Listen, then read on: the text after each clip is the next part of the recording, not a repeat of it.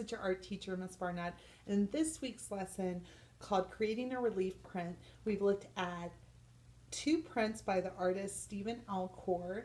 We noticed that the artist has the same style of art when he created those animal prints. And when we talk about an artist style, what we mean is how the artist uses lines, shapes, colors, or the subject matter of the artwork to create a unified body of work. That means that if you look at their work as a whole, like a portfolio, you guys know what a portfolio is. We keep a portfolio here in class at school.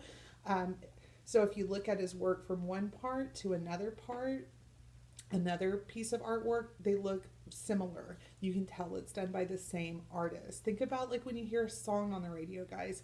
You know if it's your favorite band or singer, you're going to recognize the style of the music because you listen to it all the time and you know what that person likes to make.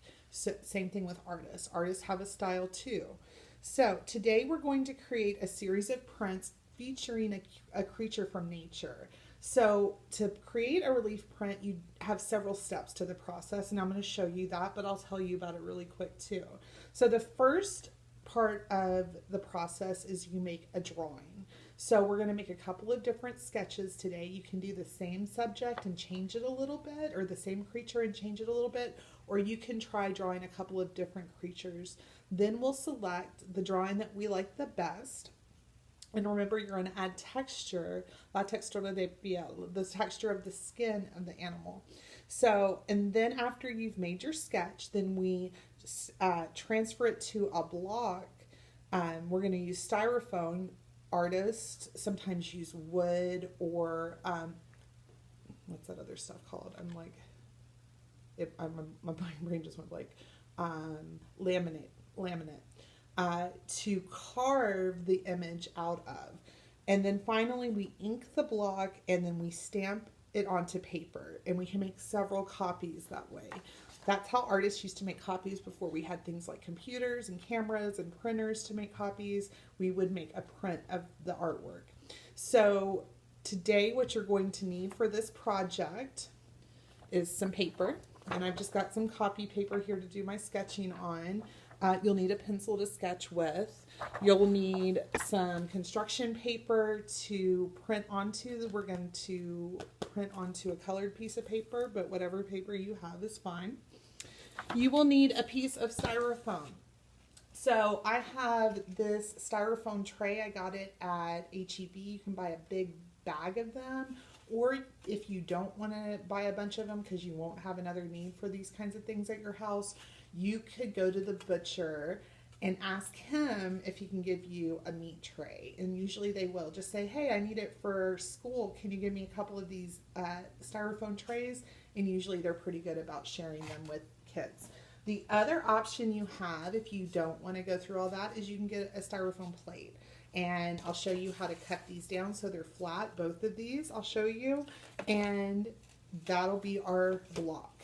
So we'll also need a printing tray. If you're in class with me, I have these kinds of printing trays. They sit on the edge of the table. If you don't have a printing tray like that, it's okay. We can use printing. This is for like the tools if you're in class with me, and we're going to use the block ink. So this is a special type of ink just for printmaking. It's very thick and goopy. It's thicker than like a pen, the ink that you find in a pen. If you don't have this, which I'm sure if you're at home you do not have block printing ink because this is expensive and you have to order it online, that's okay. You can use paint. You could also do a technique using your block print with markers, and I'll attach another video. It won't be me teaching it, but you can get the idea of how to modify what we're doing today with markers with that other video. So I'll find that for you and I'll add that to the lesson. So you'll also need, if you're in the class with me, we'll use a special tool called a brayer, which is like a roller. And you could also, if you want, use a baren. And a baren is a pressure tool. So this would go on top and then you press.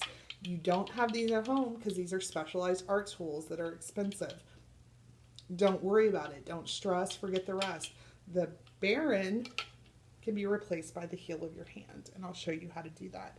The brayer, the rolling part, that's easy. We can use a paintbrush instead of rolling the ink on or the paint on. So gather your materials, meet me back here, and I'll show you how to sketch your animal. Let's get started. Okay guys, so the first thing we're going to do before we start sketching is take our plate and we're going to cut these down and so they're flat.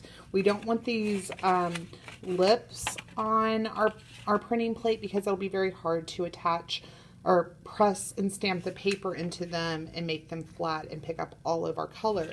This will also help us determine how big our drawings need to be because we're going to take this drawing and transfer it over. So if it's bigger, it's not going to work, or if it's too small, it's not going to work. So really quick, I'm going to trim these down and then I'm going to trace some templates onto my copy paper so I know how big to make my animal drawings. Let's go.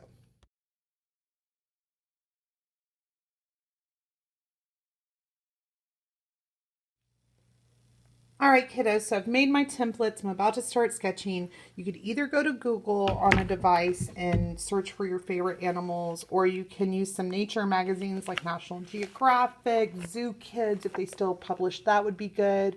Any kind of reference material where you can see the animal is going to work for this. So I'm going to start sketching, and you can too, and we'll get started. Here we go.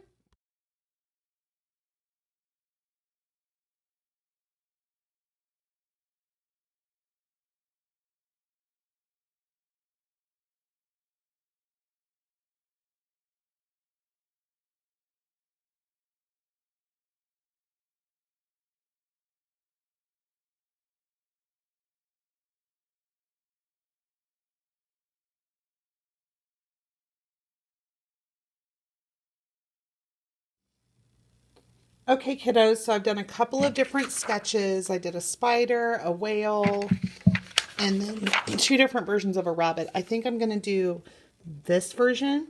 So once you've picked the animal sketch that you like the best, I want you to go in. I want you to add some texture to the animal's fur or skin based off of what they look like. Scales for scaly things, rough skin for rough creatures, furry skin for furry animals. And I'll put a handout that you can look at for ideas on how to create that texture on the presentation. Also, I want you to fill in some of the surrounding space, the negative space, the empty space around your animal with lines and shapes that convey the character of your creature.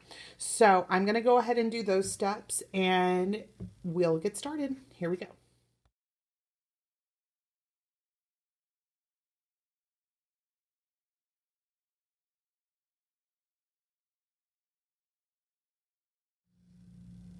All right, kiddos, so I finished my animal. I've added texture and I've added lines or shapes. I've added shapes, realistic shapes to my drawing to show the character of the rabbit.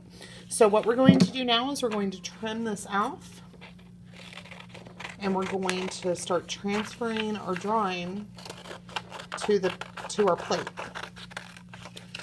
So got that guy cut out. Perfect.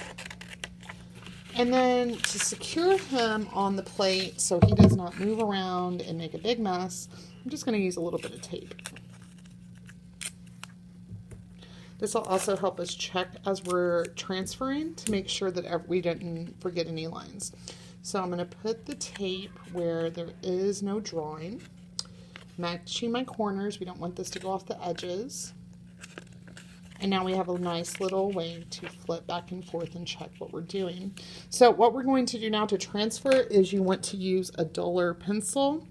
You might want to use something that's a colored pencil to check your work and see where you are. And we're just simply going to, oops, this one maybe not so much because the pencil lead is broken. Hold on, guys. Okay, so we're going to press down onto our drawing and it should slightly transfer over. It's kind of hard to see, but you can see that line I just made.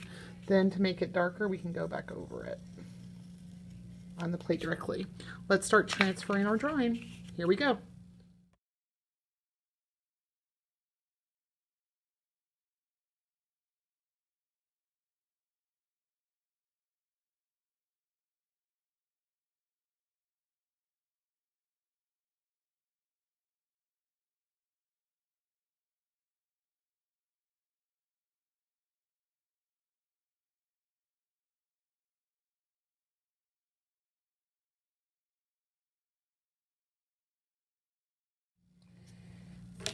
Okay, kiddos, so I just finished my plate, transferring my drawing over. If you notice, if you can see from the side, I've made indentions into the styrofoam. So that is the lines that are pressed down hard enough where I can feel them with my finger, or it's going to print.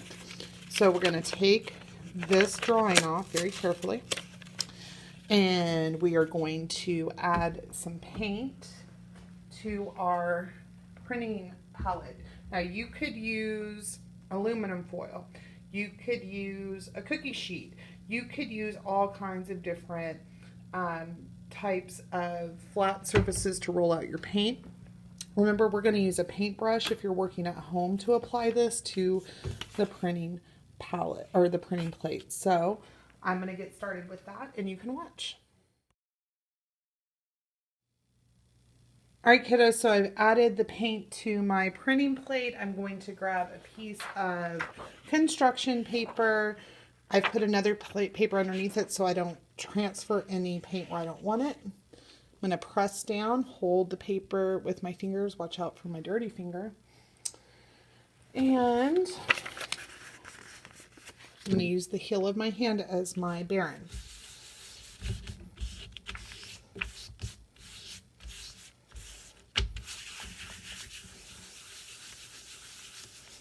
We want to make sure we apply even pressure all the way around the plate.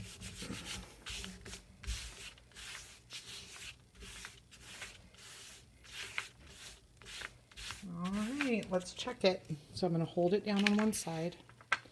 Oh yes, friends, that came out very nice. So there's my first one. I'm going to rinse, dry it, and try another piece of colored paper.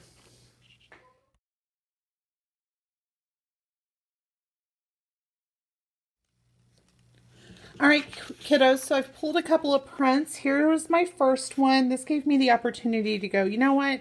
I didn't quite press hard enough here. This image, the flower right here didn't show up. And I think I applied the paint too thick. So on the second print I pulled, I went back over in my design and I went back over it with the pencil. And then I applied a thinner layer of paint and the print came out a lot cleaner. So keep practicing with your print pulling. Remember, you can use paint for this. You could use markers. Go to my other video that I've attached. It's not my video. It's another art teacher. She's doing flowers in her video, but you can use the same techniques that she's using for this project with animals. I'll talk to you guys later, and I can't wait to see what you do. Bye, friends.